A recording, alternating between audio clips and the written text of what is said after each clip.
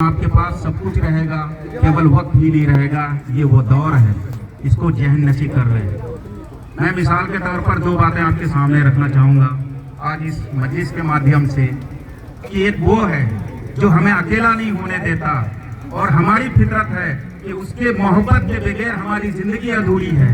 उसकी मिसाल ये है कि 37 सांसद वाला पार्लियामेंट 232 वोट पड़ा इस विधेयक के खिलाफ में।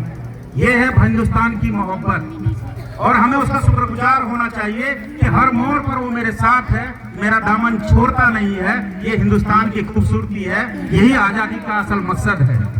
और दूसरी बात, एक ऐसी शक्ति है जो हमारे अधिकार पर प्रश्न चिन्ह लगाता है, कभी सीए के माध्यम से और कभी इक्वलिटी के माध्यम से।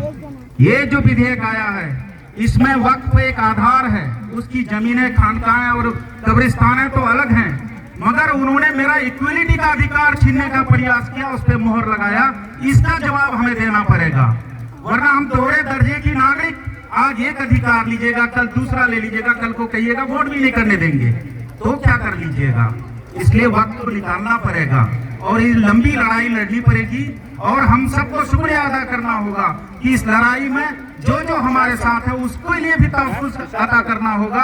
और अब ये वक्त आ गया है कि कहीं सुप्रीम कोर्ट के तहफ़्फ़ुज़ के लिए भी हमको आंदोलन न करना पड़े, जो इस देश के संविधान को मिटाने की षड्यंत्र कर रहा है और हथौड़ा सुप्रीम कोर्ट पर भी लगाना चाह रहा है। एक एक पोस्ट देख लीजिए, सीधे सरकार के मंत्री लोग कहते हैं कि ये सीधे टकराव है, न्यायपालिका का टकराव है सीधे कार्यपालिका के साथ। ये क्या उद्देश्य है।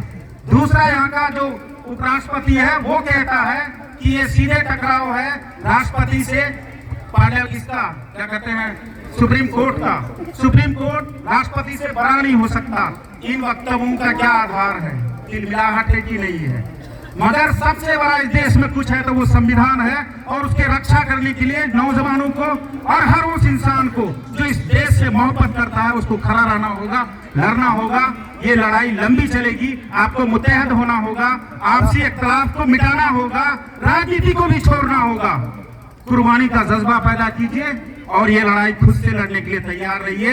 ये आपका दामन छोड़ने वाला नहीं है, वो जिद में है कि हमें मिटा देंगे। हम कसम खाए हैं कि हम अपनी वजूद बाकी रखेंगे। इसी के साथ बहुत बहुत शुक्रिया, धन्यवाद।